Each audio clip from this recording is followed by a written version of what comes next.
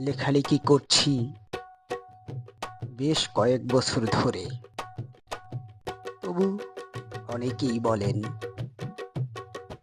তোমার কিছুই হচ্ছে না, না গল্প, না কবিতা, না ছড়া।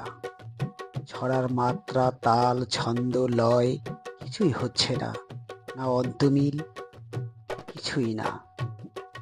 তাই আক্ষেপে আমার এই ছড়া লেখা। ছড়ার শিরোনাম সরস লেখা। লেখালেখির হয় না গতি, তবু আছি চেষ্টায়। যাচ্ছরাকার মস্ত কবি পারব হতে শেষটায়। ছড়ার নামে অখাদ্য সব বলল ভোলার শঙ্কর। কাজ না পেলে জং ছাড়িয়ে যান না কপাট রঙ্কর। বিষয় কিংবা ছন্দ তালও কোনো কিছুই ঠিক নেই। অন্তমিলের তাল বেতালে ঝলমলানো দিক নেই। ব্যঙ্গ সুরে বলল সেদিন জালো কাঠির জব্বার।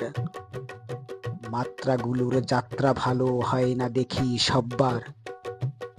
এত ঠেলার পরেও যখন হয় না বদল ভাবনার। খুব দেরি নেই যেতে হবে হাসপাতালে পাবনার।